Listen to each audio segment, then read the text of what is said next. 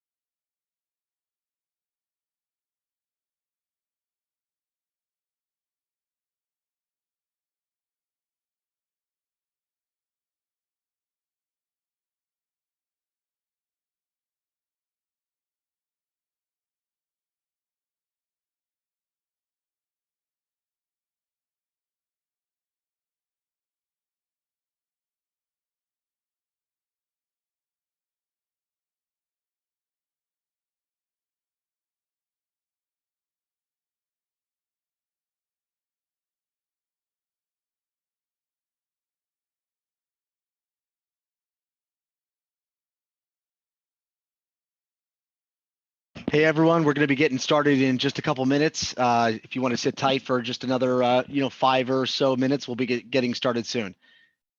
Hey Chris, hey Cecilia, how you doing? Herman, what's up, man?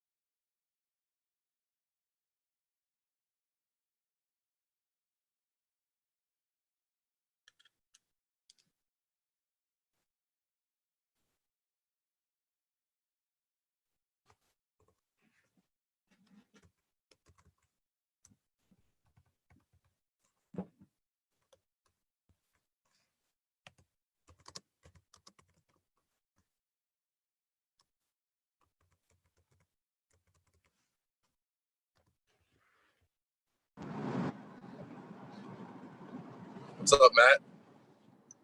What's up, Rich? How you doing, man? Good. How you doing, buddy? Oh, I like the hat. Thank you. COVID attire. Nice, nice. Some slippers. We're going to get started in just another minute or so. We're just letting everybody kind of trickle in. Awesome.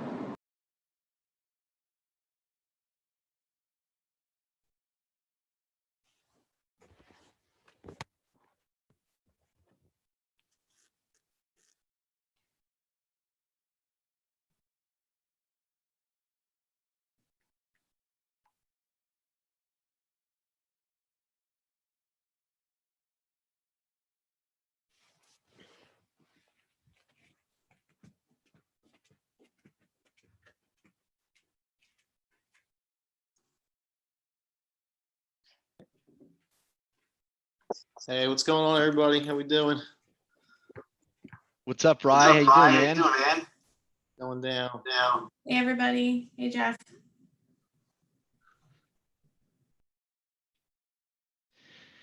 All right, we'll give it one more minute or 2 more minutes or so. Let the last couple people kind of come in. I think we've got some more people hitting me up. They're logging in now.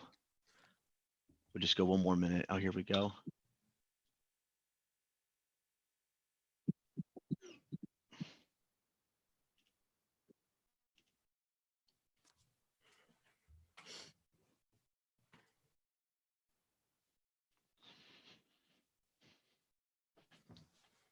Hey, Matt. Hey, how you doing? See your face. Yeah, I know it's been a crazy couple weeks. Yeah. You surviving? Surviving one day at a time, for sure. For sure.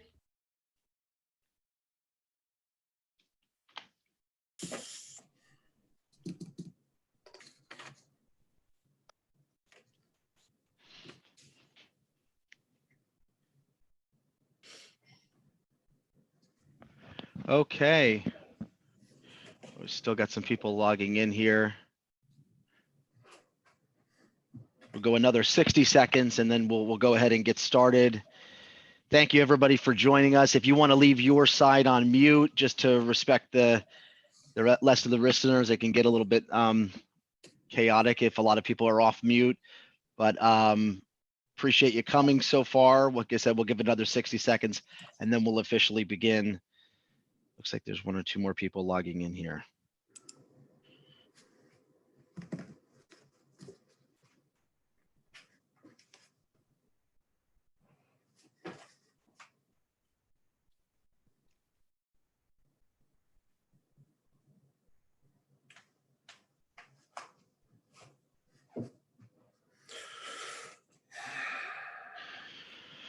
All right. Well, we're going to go ahead and get started, everyone. Welcome to Beyond COVID-19, presented by the Bill Mervyn team. Thank you so much for taking a few minutes out of your day and joining us. Yes, it is beyond haircut season, but there's nowhere to get hair. No, just kidding. Not a lot of that happening right now, but we realize everybody's been kind of home and we wanted to present an event to you that's the optimist case for getting through this and getting beyond it stronger than we went into it. So without any further ado, our team leader, our regional producing manager, Bill Mervyn, take it away, Bill. Thanks, Matt, and thank you guys all for joining us. I realize it was an easy audience with everybody more or less trapped in their house, but we're appreciative either way. So yeah, as Matt shared, and as any of you guys who have been watching any of the, or seeing any of the promotional material, as Matt said, we want to present the optimist case for how we perhaps might make it through this pandemic and the situation that we're all, this very challenging situation we're all dealing with, perhaps earlier than many might suspect, and perhaps stronger than many might be expecting. And then just at the same time, focusing on what we can control and what we can do to make sure that when we do emerge, because obviously there's still a lot of unknowns around around the timeline and so on and so forth. But what can we control to make the most of and be prepared to do what we can coming out the other side? So with that, let's first start with why. I feel what I feel that again that we may emerge from this sooner and stronger, at least than the storyline that some are sharing that seems to be all doom and gloom. So I've had a lot of conversations with some individuals in particular. A lot of my material, I'm going to say it right now and I'll say it again. Barry Habib, who's in our industry, is really on the front lines of this stuff. So I don't profess to have a lot of this material be my own, but just pulling together from a lot of different pieces. So there's a lot of his work in here. And also I had a great conversation about a week ago with a financial advisor that I work with. He's not kind of your normal Wall Street, Kool-Aid, if you will, that everything is always perfect, type of individual. And he explained to me, that what we're experiencing is event-based demand destruction, right? So what does that mean? Well, as the name sounds, it's really what we're seeing is this demand destruction, this massive contraction in the economy that's based on this event, right? This global pandemic that we're experiencing. So talked about the three different. Now what I'm about to read from is in the context of bear markets, but you can talk about it any kind of economic contraction. So you've got structural. Structural is they're created by imbalances and financial bubbles. So think of 2008 when the mortgage market, the financial market imploded. These are typically the deepest and they take the longest to recover from. And even though the last few years the economy has really been ticking up, the fact is that there was a many-year period where we were just kind of bouncing along the bottom. So those are typically the most painful. There's cyclical bear markets or cyclical contractions. That's the normal up and down ebb and flow of booms and busts that are common in capitalist society. These are kind of in the middle, and then you've got the event-based, right? And they can be something that I've been hearing a lot lately from different sources is that this could be the sharpest, but also the shortest, because event-based. So I'll give you some numbers. This is average. These are averages historically. Now this is as it relates to the stock market, but you can extrapolate from there. The average decline on the structural is 55%. On a cyclical, it's 32%. And on event-based, it's 28%. And then in terms of the average length, it is about 42 months for structural, 28 months for cyclical, and only 8 months for event-based. And then the average time to recover is almost 10 years for structural, which is in line with what we just saw after the financial crisis in 2008. Around 4 years for cyclical and only 1 year for event-based.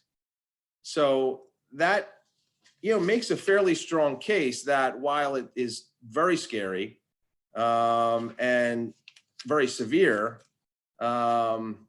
and I'm just talking about the economic side. Of course, there's a whole human aspect and a health aspect of this, which is, the whole different story. But, typically from an economic standpoint, these things can be sharp, but they will oftentimes bounce back very fast and return to the status of where they left off.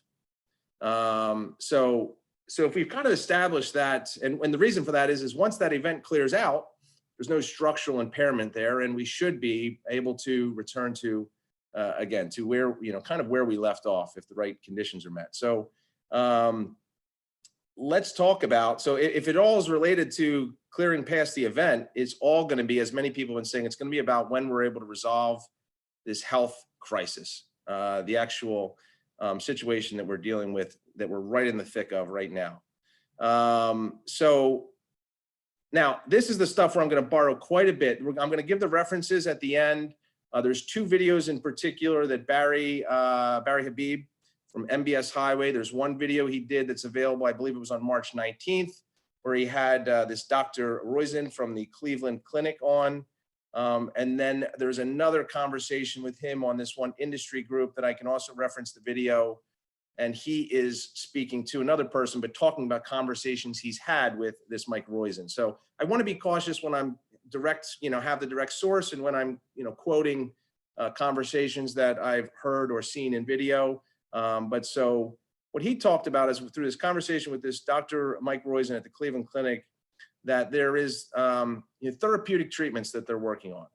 You guys probably might have heard, I think the terms are chloroquine, and there's another one, zithromycin.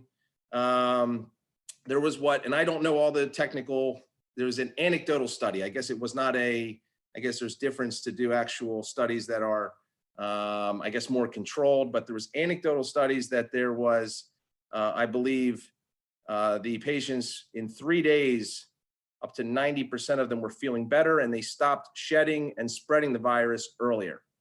They are in the process of, and there was better results in a test tube that was actually controlled, but then on the other study, it was anecdotal. I guess it wasn't as much controls, but that was in humans. And they're testing it right now as they speak in Italy, is my understanding, and we should start seeing the results sometime within the next week. So that's not a vaccine, but that's certainly something that would have us stop spreading it, less readily to as many people, and start having less people have the most severe symptoms that need the most care. So, once we come up with a therapeutic solution, because, the big thing is it's the surge, right? It's the surge that overwhelms our medical system when we don't have the ventilators and we don't have the beds and we don't have other things that really is the major concern here.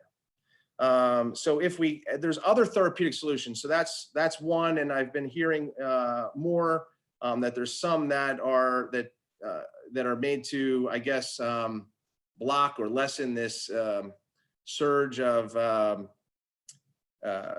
antibodies, the way that this attacks us, that it attacks our lungs, and that it'll allow less people to be on respirators at all, and to get people off them sooner. So there's a full scale, full court press on to come up with these therapeutic, because again, the vaccines are going to take longer, but some of these things, anything that will have less people getting seriously ill and have them being less contagious, is going to really do its part in stemming the tide of this thing.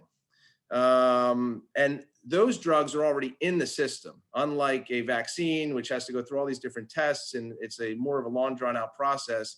These various things are already in the system, and that they're things that could be turned out fairly quickly once the results are a little bit more vetted.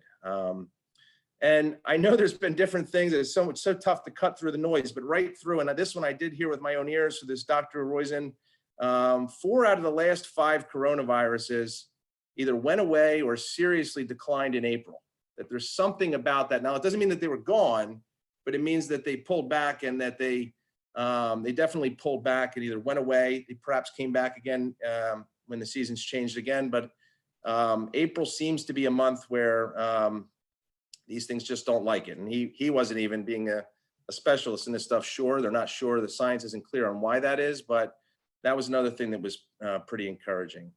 And then the last thing is that there was 4 companies, I believe, that put out a bid on the vaccines. And there's actually already, and this is not still going to be a quick fix. I'm not going against what we're hearing there, but he said that there's 2 companies that are already in human safety testing on vaccines. So there's absolutely progress, being made on that front. So that's kind of the stuff that I gathered from these 2 source videos that I can reference at the end. But now this is kind of my personal commentary from again, kind of pulling together all these different things that I've been reading and hearing and seeing, is that the event that we're talking about moving past, it's not the virus itself. All right. It's the surge, that overwhelms the healthcare system. And then it's, of course, the economic shutdown right now that we're experiencing to try to limit that surge, to prevent the worst case scenario. So what could it look like to move past this event that we're talking in economic terms? Obviously, we use social distancing to hopefully have this thing where the peak is not as high. Now, I guess what I'm being told is when you flatten the curve, it gets drawn out longer. But again, I don't want to minimize any of the health aspects that people are dealing with, but people do get sick every year and people have the flu and all that. But I'm not minimizing it. But what I'm saying is that it's when you have a very low mortality rate, but it spikes because we just can't get everybody the care that they need. So social distancing flattens the curve and prevents this major surge and this major peak from happening. These therapeutic treatments, some of them come online, and it's not going to be a silver bullet, but it might be a series of different advancements we make that, again, that have less people needing the most, the highest levels of care, and allowing people to become less contagious earlier. And that also does its part to lessen this surge and the biggest impact. Perhaps this April, this weather, this seasonality that was mentioned by, again, this isn't political, this isn't somebody's opinion, this is a doctor. And you can reference that video at the end, but there's something to that, because there's been different people saying, oh, that's all rumors and speculation. Apparently there's something to that. So that'll also be just one of the pieces of the puzzle. And then it might look like that we have, that we do have a kind of a piecemeal approach where there's certain regions that are going to be hotspots and we need to be extra vigilant in those regions. And it might be that we do have to have extra vigilance with certain high risk, immunocompromised, elderly, those types of individuals may need to be extra vigilant for the foreseeable future. But at least when we've, again, prevented the wholesale surge and overrunning of our medical system, then we can start to apply those types of approaches where many of us can get back to a more normalized life. And then, of course, American industry, right? We saw it during World War II when we ramped up and kind of went into war mode there. We're starting to churn out medical supplies, ventilators, beds, masks, gloves, these types of things. I have full faith that American industry will come together and put these things in. And again, it's not that this virus goes away, but that it's just minimizing the damage by having too many people sick and too few of these types of things to treat them. And then when we start having significant progress or an end in sight as it relates to a vaccine, that's going to be one more piece of the puzzle. And then something that, again, trying to cut through the noise, herd immunity. Some people are saying herd immunity. So if you guys don't know what herd immunity is, it's when enough people get sick and they have survived, that then we start to build up as a society, the defenses against it, right? Because then, and there's some debate about whether or not you can get sick a second time with this. So again, I don't want to wade too far into the medical side, but I'm just want to present some other opinions. But in general, as people have gone through this and survived, they do create higher levels of defense against it. And so then the combination of the social distancing, the therapeutic solutions, this herd immunity where then people have survived it, it just becomes more difficult for the virus to continue to spread rapidly because there's less and less receptors or individuals for it to latch onto to get sick. So this is not a silver bullet. It's not a one size fits all, but when you piece all this together, it can make a strong case that, and what some of the people that I've been seeing in the medical professional field is through the combination of these different factors, sometime in the second half of April or early May, we may see this thing peak. And when it peaks, again, it doesn't mean that life goes back to normal immediately, but it means that immediate event, the full-scale economic shutdown, the panic and the fear that is gripping many, doesn't mean that we're not cautious and vigilant, but it allows us to perhaps return to some level of normalcy as we move down the other side of that. So that's kind of the case for how we might move past this event. Perhaps a little bit faster than it might feel like when we're all cooped up in our houses the way that we have been.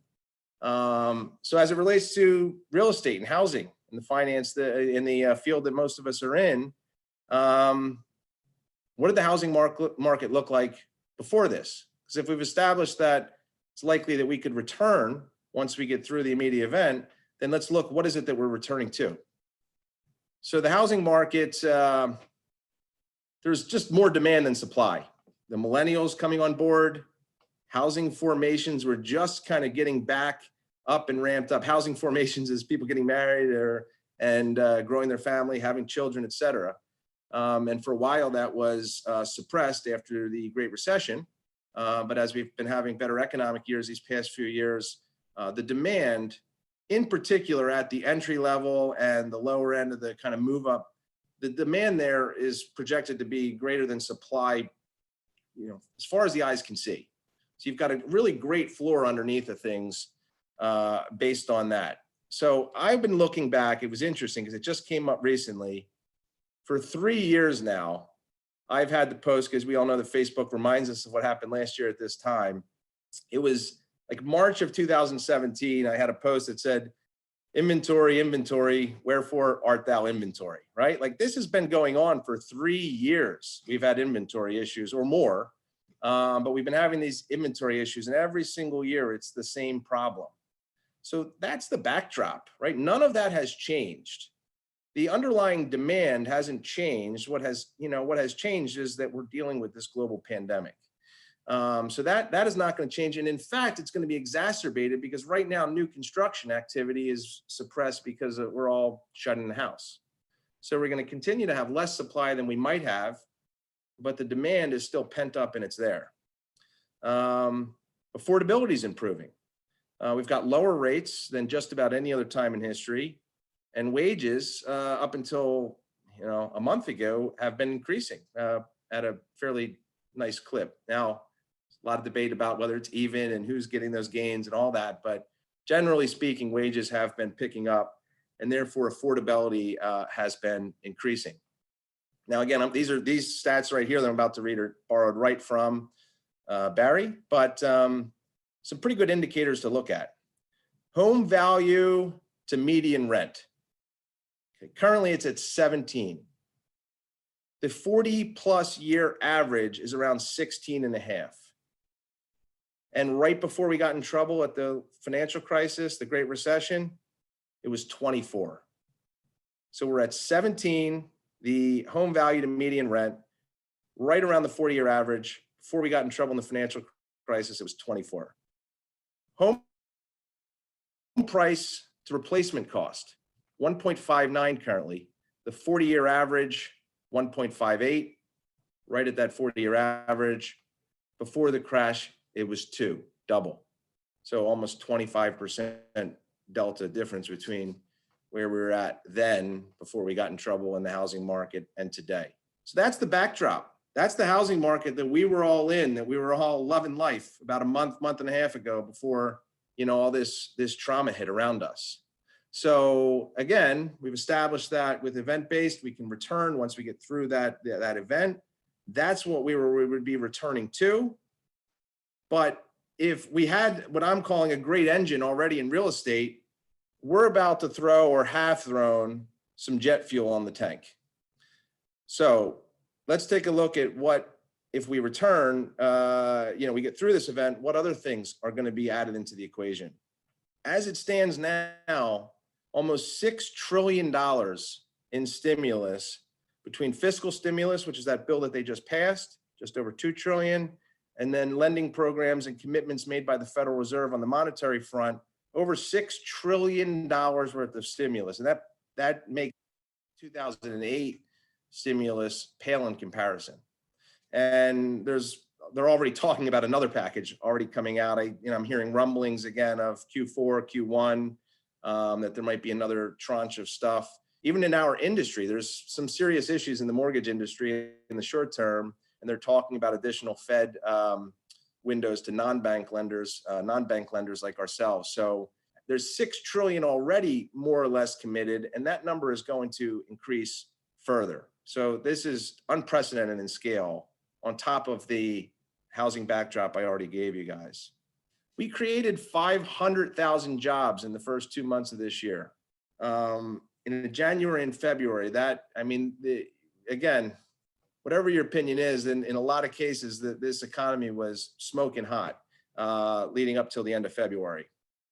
So we had one of the greatest economies in generations, apolitical, right? Every different political party say, I'm the one responsible. The other one says, I did it two administrations ago. Bottom line is we were creating jobs, wages were increasing, going very well for many, not for all, but for many.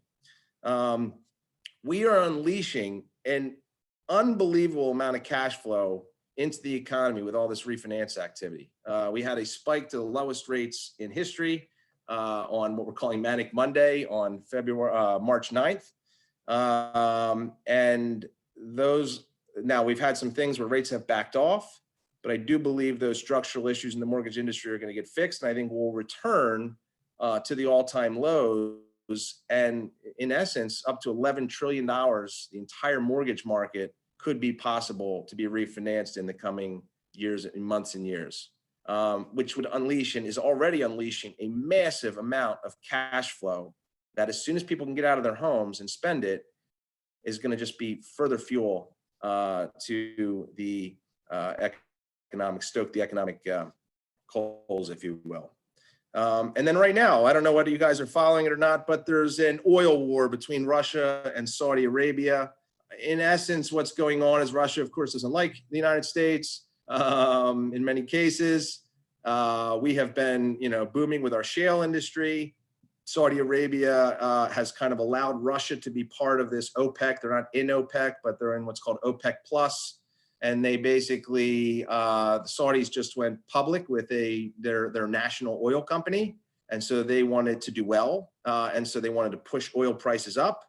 And the only thing about American oil, the shale, is it's very expensive to get to because it's harder to extract because of, where it's at. So the Russians, they want to see us, they want to kind of stick a thorn in our side. They said, no, we don't want prices of oil to go up. We want it to go down, because when it goes down, then we'll have to shut down and it'll affect our oil industry. So they got into basically a spat, and then Saudi Arabia more or less said, we're going to pump oil through your nose until you say uncle first. And they're basically both fighting and just pumping an unlimited supply of oil into the marketplace, which was already driving prices down before the virus. Now with the virus, we've also got less demand, and there's some people that think that we could see oil at $10 a barrel, which would put gas prices very low. I don't know, mid ones, under 2%, certainly for a foreseeable future. That saves people a lot of money. Once people can get out of their homes, that's additional cash flow that's filtering through the economy. So that's really my case. When you guys all know, of course there's investors, but when people are buying homes, most of them are buying for a 10-year period or more, right?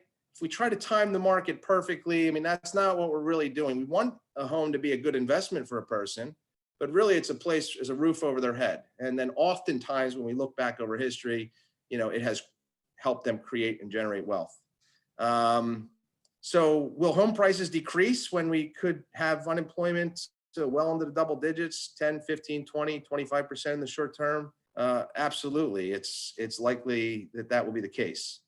Inventory will increase, as the, supply demand, as we step into a buyer's market.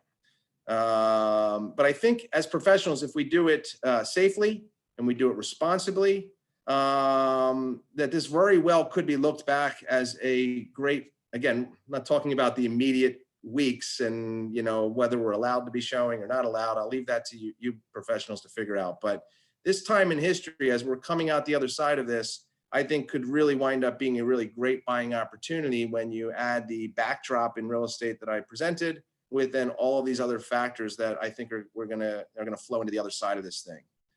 There's no doubt that this market is going to shake off some of the weaker players in all the real estate, ecosystem, if you will.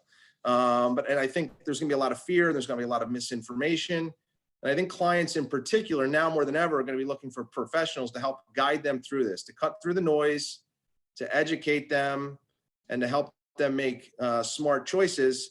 And I think that it'll allow, many of us to stand out and actually separate ourselves and really help people in a difficult time. But I think, again, my feeling is, my hopes is not only to create some hope in each of you, but to give you guys some stuff to be able to go out with conviction to speak to individuals. When we get through an immediate surge, there's still going to be fear. There's still going to be the virus floating around. This doesn't just go away. But again, if we can help people cut through some of that noise and articulate this case, I think we can really wind up helping a lot of people. So there's going to be less competition. There's going to be more options. Perhaps slightly lower prices in some cases, and we're still going to have record or near record low interest rates, in my opinion. So that's my reason for optimism. I think it's easy, as I said, to focus on the negative and what we can't do right now, but I want to also focus on what we can do. So even if all my kind of speculation or kind of opinion on this is wrong, the fact is there's still things that we can be doing whenever this ends and however it ends to put ourselves in the best position possible to come out strong. One thing that I started getting into with coaching a few years back, and I have not done all that well all the time with, is grabbing on time, right? When we're in the mix of life and work and business and appointments, it's so easy to get focused working in your business instead of working on your business. So I think one thing right now is that we all have unlimited. So I try to take once a month where I take a few hours and I work on planning and I work on doing the different projects that we don't have time to when we're really busy. And again, not always so successful at it, but it's something that at least I try to do.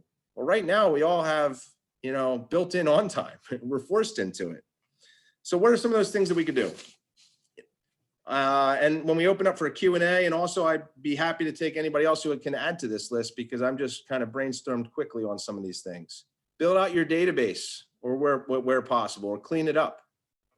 Reconnect with your database if you've kind of just had it but haven't really been doing anything with it. Update your website. Request reviews from past clients. Research or learn how to fully leverage your CRM. Most of them have things that you can find right in there on how to use them. Find anything on YouTube nowadays. That's a good one, I think. Write down or refine your unique selling proposition or your values. We have some that I put together at one time during one of these on times. Good news fast, bad news faster. Under promise, over deliver. Extreme accountability, for each member of the team. So just as an example. Research or implement that new technology. Strategize on and create a perfect customer journey via Zoom with your vendor partners. Plan out and write job descriptions for future hires if you plan to build a team.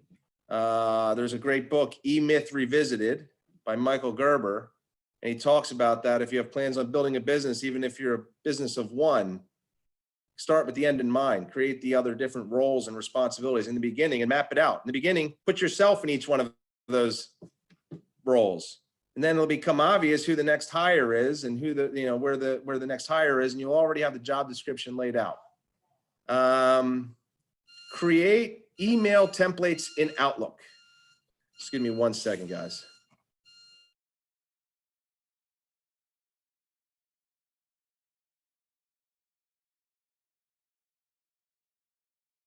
If you have a question, you can begin to kind of prepare it and write it down, think about it, and when we can raise our hands through the chat box as well.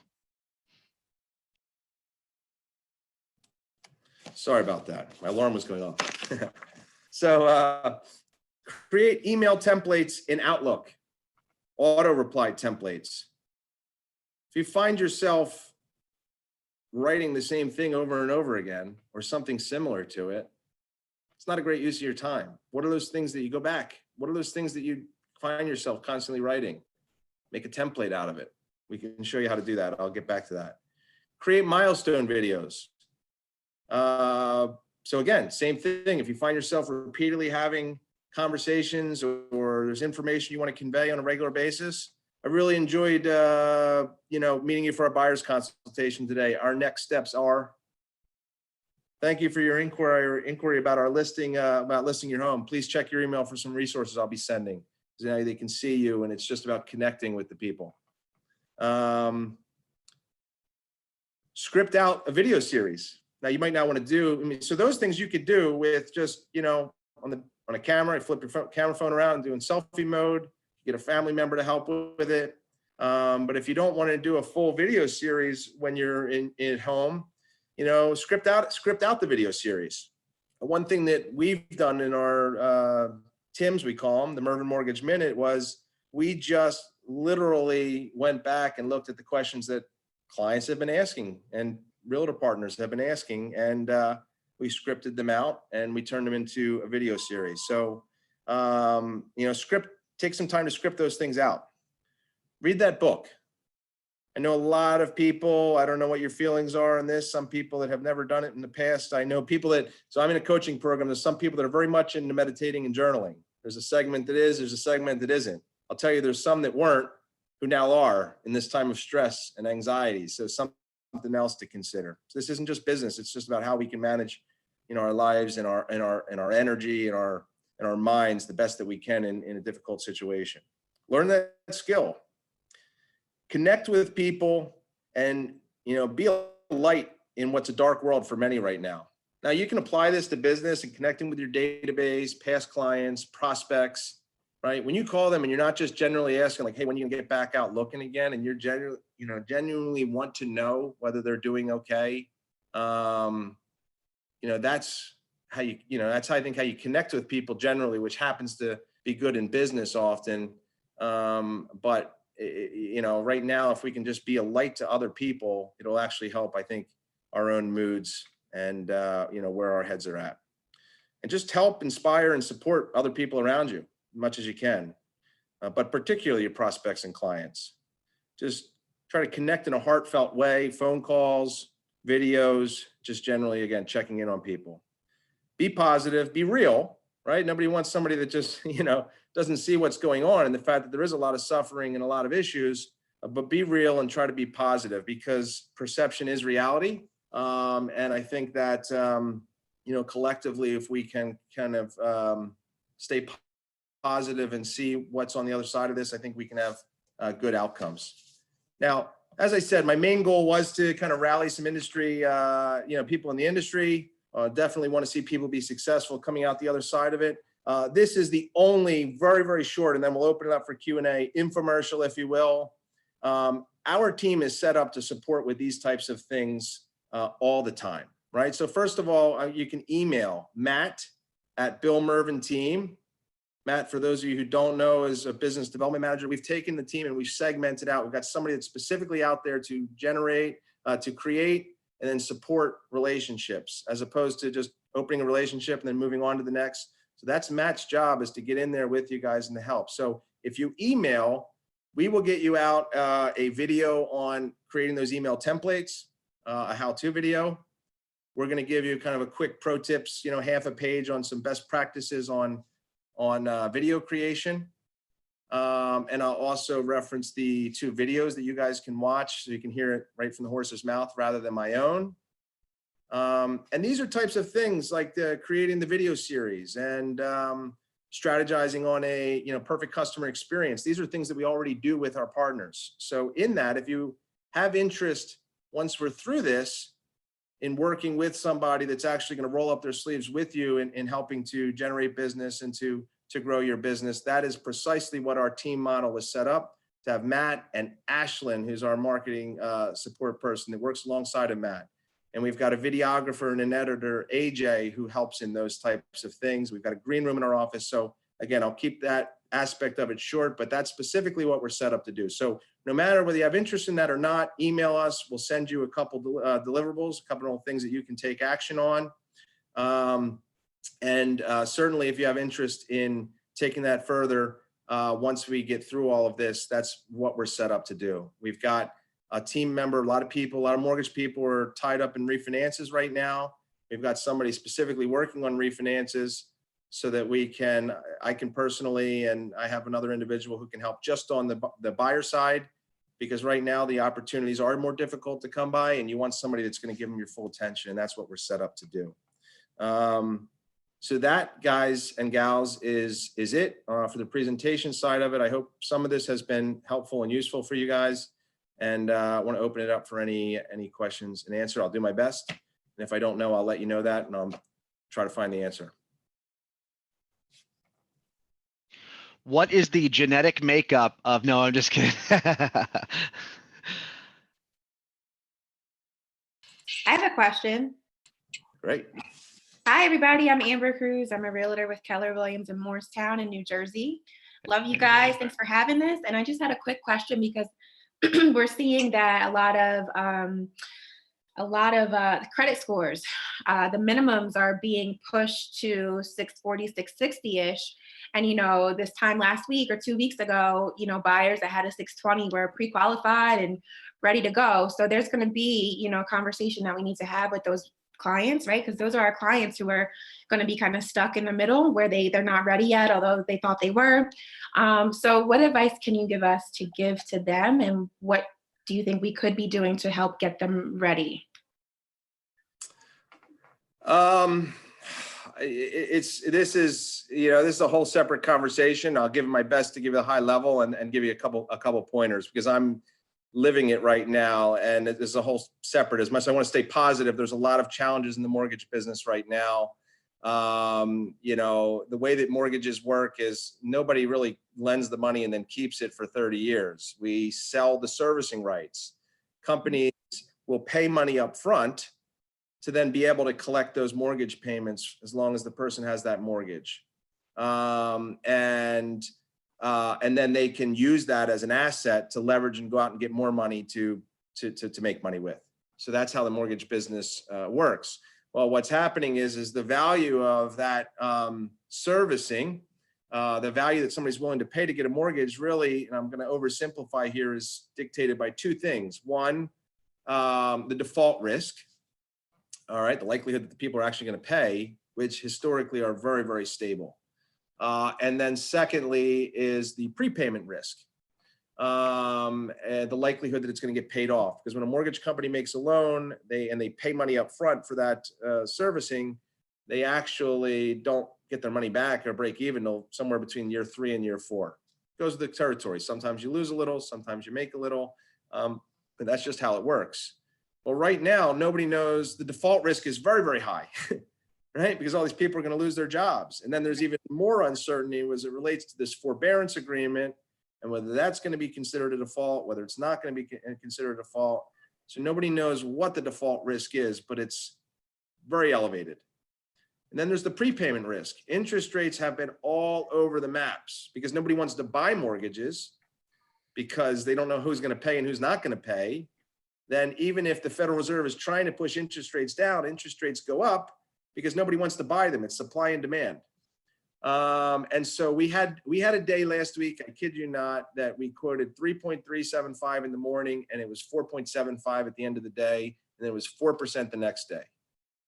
Normally, now I'm going to stay away from interest rates because there's so many different scenarios, but we're now back down in the mid-ish 3s.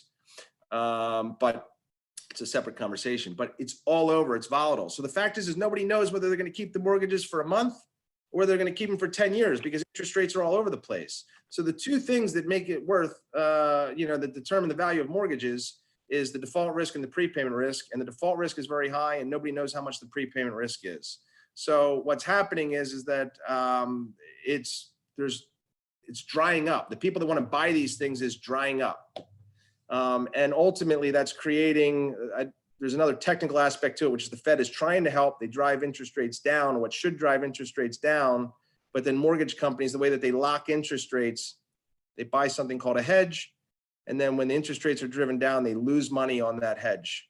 And now the loans may not close. They offset that by selling the loans. And we don't know how many loans are going to close or not going to close. So a bunch of companies, large and small, to the biggest company in the United States, are having what are called margin calls. They all got to put up money to be able to stay in business. And it's creating a global, a credit crunch in the mortgage space. And what happens when that happens is everybody starts getting away from the riskiest stuff. So bond loans, which are down payment assistance loans, if they're not completely gone, are going to be gone almost, I think you'll see them just about all gone by the end of the week if they're not gone already. Lower credit scores, as you mentioned, higher debt ratios. We are just in a tightening cycle that is going to be here until we are clearly heading out of or heading out of a recession. You may see the credit score minimums come up even further from here. Nobody knows exactly where the bottom is going to be on this thing, or the top, I should say. So probably more information than many of you wanted, but I want you guys to understand when you see this, you're going to see it wholesale across the board. This isn't one person being more difficult or their lending standard. This is what's happening. These are the companies behind the scenes buying the mortgages. These aren't your, the mortgage people that you work with. I don't want to make this, like I said, it don't be a sales pitch, but I can tell you it's when you have a volatile time, you've got to work with somebody that knows their stuff, somebody that can stay ahead of the changing guidelines. I called up multiple mortgage real estate agents right now that I work with and said, hey, this isn't shut off yet, but fair warning, this may get shut off within the month, and so proceed with caution. So more than ever, when things are changing, when everything's the status quo and everything's been the guidelines for the last 2 or 3 years. But the fact is, I think you just got to tell, I think this is more of a case than ever to say, listen, this is why you want to work with me, because I can talk to you intelligently about these things and help you navigate them. It's why you want to work with my lender rather than the person that you found online, because things are changing rapidly, more so than I've ever seen in this industry. And you want somebody that's going to help you navigate them. As far as people with lower credit, I called my team yesterday. I said, credit repair is back in vogue. Like, we kind of got away from it because we could find ways to make deals work. Find yourself a good credit repair person, or work with a lender that has a good credit repair person. And quite frankly, we're going to have to save more money, or we're going to have to get gifts. But these like super low down payment and certainly down payment assistance stuff are going to be gone for the foreseeable future. So I hope I didn't overtalk that one, but it's kind of complex, but there's no easy solution. It's changing daily. I'm in a coaching program with people from around the country, and we're meeting for a roundtable every Saturday from 4 till 5:30 to talk about just this and how we stay ahead of it and navigate this changing hour to hour at times. Hey, Bill, we had a question come in from Aaron. He said, what are you projecting when it comes to short sales and pros and cons for first-time home buyers? I think that they're going to do everything that they can to keep there from being, mass foreclosures like there were in the past through this forbearance program that they just rolled out. I want to be very clear. This forbearance is not forgiveness. So right now it's 3 months, but at the end of this time, the money's still owed. Now, you can then try to get a modification, which may or may not be granted, where they would adjust the terms, take the months they weren't able to be paid and put them on the back end of the mortgage. But for people that are affected that just don't have the money, then by all means, reach out. But we want to be careful if we are fielding questions. Hopefully you're not fielding too many of these questions. But first of all, we want to be careful to field these questions, because I'm getting calls from people that I know can make a mortgage payment, because there's misinformation in the media and even certain politicians. They feel like, oh, well, I heard that we didn't have to make our mortgage payment. That'll be very dangerous for the housing market if that happens. And of course, we want people to need it to get that support, but it's not so easy as like we don't have to make payments for 3 months. So I want to say that first. I think they're going to do everything that they can to keep people in their homes. First of all, it's destabilizing with the whole virus issue going on for people to be removed from their homes. So I think they're going to do everything they can, and they've stepped in far more aggressively this time around than the last crisis. But that said, there's going to be certain industries and businesses that are impacted more than others. And after we get through the heart of the crisis, there's going to be some people that unfortunately are left behind. And there will be more foreclosures than there's been the last 10 years, is my opinion. And yeah, I mean, I think that when you have that supply and demand, banks don't want to own the homes. They don't want to deal with the upkeep. They don't want to pay the taxes. And it will create opportunities for some people. So if I was a real estate agent right now, I'd absolutely be brushing. And I wasn't here the last time around in 2008. Some people adapted after 2008 and did very well after the last financial crisis in specializing in short sales, foreclosures, et cetera. If that wasn't you, I would be doing that right now, for sure. We had another question come in from Rachel Shaw. She said, when he said it, the home value to median rent was 17, what does that mean? Can you explain that a little bit more? So I would say if the rent was $1,000, if the median rent was $1,000 and the median home price was 170,000, that would be a 17-to-1 home price to rent. And so when home prices start getting way out ahead of median of rent, so I think what was the number I referenced for, again, it was, what did I say, 20? Anyway, I had it here. Yeah, it was 24. So that means if the median rent was, and it's not, I'm just using because it's an easy number. If the median rent was $1,000 today, then the median sales price is 170,000. Before the financial crisis, which was at its heart a housing issue, my point in all that segment was that this is not a housing issue, this is a virus issue, and that the housing market was strong. And there's a bunch of things that are going to be feeding into the system that I think can make it even much stronger. But that was saying that at the time that we got in trouble, that housing got in trouble, if the median rent was 1,000, the sales price was 240,000. And 17-to-1 means if the median rent is 1,000, it's 170,000. That's a massive difference. We were overvalued in 2007. We had another question come in from Dave Marcola. So will it make it more difficult for many to buy until we're through this, especially FHA buyers? Absolutely. Absolutely. Yeah. I mean, a huge segment of the FHA buyers are going to get, so there's two ways that lenders, there's a direct and an indirect way right now that lenders are basically opting out of the FHA market. And in some cases, VA as well, USDA, et cetera. They call it the government lending. One of them is they're outright raising the minimums.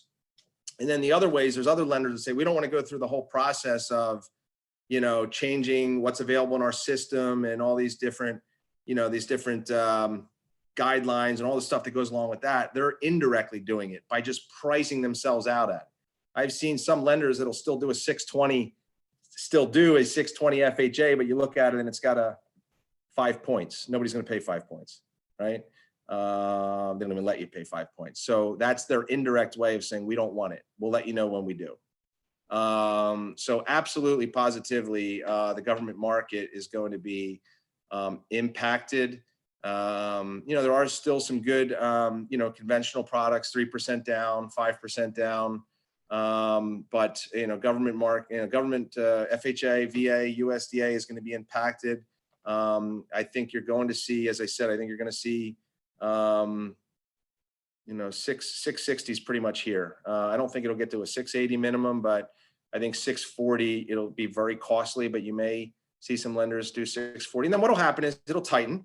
And then when it's clear that we've got our arms around the default risk, and that we're heading out the other side, not through the health and the virus issue, but heading out the other side, and we've got wrapped our arms around the default risk and how many people are going to be out of work for a sustained period of time, what segments of the market are going to be the most impacted, et cetera. Somebody will dip their toe back in and they'll be the 620, and then the others will see, hey, they're making money over there, and then they'll want to, and that's the natural ebb and flow of things. But immediately, you're going to see credit score minimums rise. You're going to see debt ratio maximums decrease. You're going to see down payment assistance more or less go away. The non-qualified mortgage, for anybody who knows what that is, these are the bank statement programs, the debt service coverage loans. I have friends in the industry that had 8, 9, 10 loans in their pipeline, appraisals in, loans approved, locked loans, and it just evaporated a week ago. They don't fund them, they're not funding them, or sending them back to you. So that part of the market completely evaporated. Jumbo mortgages over 510,000 are still there, but they're going to see, same stuff, lower debt ratios, lower, bigger down payments, all that stuff. We're definitely in a tightening cycle, and the whole, scope of mortgage products are going to be affected. But specifically, the the government space. We had a question come in from Eric Moz. Oh no, I'm sorry. He just was saying he had a chat. I appreciate it. And then Bobo Beck said, do you see this impacting current FHA financing that's under contract? The answer is it could. I know companies, again, not a pitch for us, but we right now are trying to adapt and we repositioned. We shut our lock desk down on Friday and we repositioned our lock desk in a way that would allow us to be able to give us the best chance of closing the stuff that's already locked in this space. But I know companies that are not honoring locks and are just they're not in a position. There's no buyers. The buyers are on strike. They don't want it. There's no buyers for it. If there's no buyers for it, then the companies run the risk of, and what's particular, so again, to get overly technical, the issue with government loans is that the reason that we can, that so much money gets funneled into it, even though it's riskier, is because the payments are guaranteed. So a person that buys the servicing rights, even if the person doesn't make the mortgage payment, they're still responsible for making that payment to the person that owns that bond. So in a time when nobody knows who's going to pay and who's not going to pay, to own an asset that might go into default, and then while it's in default, you've got to pay the property taxes and still make the principal and interest payment to the person who bought it, is not a great investment strategy. So in particular, they're in strike in that space. And so certain companies who are worried if they are stuck holding that loan, and that's going to then what happens is that the companies, they have what are called warehouse lines. They make the loans and then they sell the servicing off, and then that replenishes their warehouse line, and then they make new loans. Well, if you get stuck with too many of them on your books, you don't have any room to make new loans and you go out of business. I mean, that's the dumbed down version of it. So yes, there are companies who are just entirely refusing to close loans. I would reach out individually to anybody you have that where these are locked with and ask them what their company is doing or not doing to prevent that from happening. Some companies are, some companies are not. That was all the questions we had in the chat box. Does anybody else have any questions they want to raise on video or in the chat thread?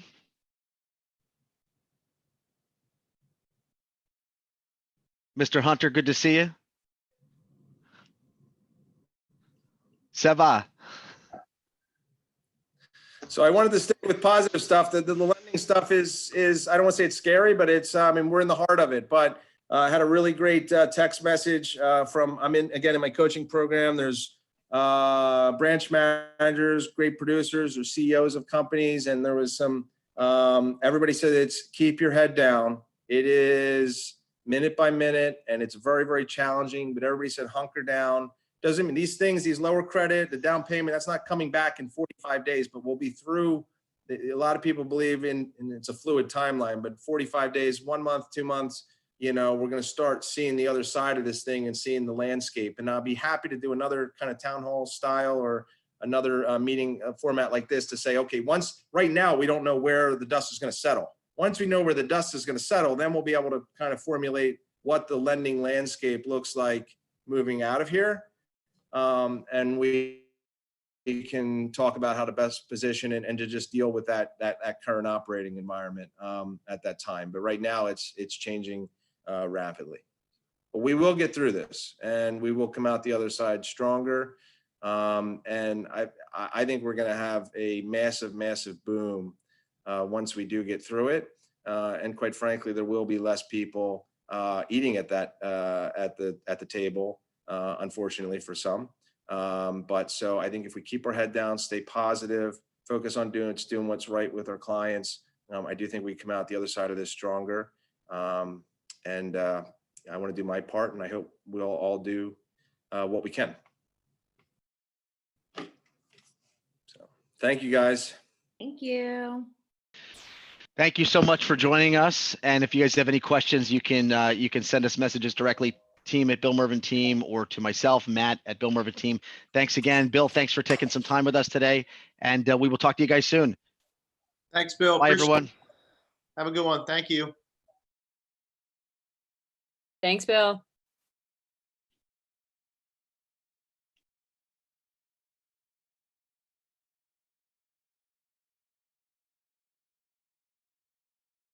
See you guys. See you, Herman. Thanks for coming, brother. See you. Thank you.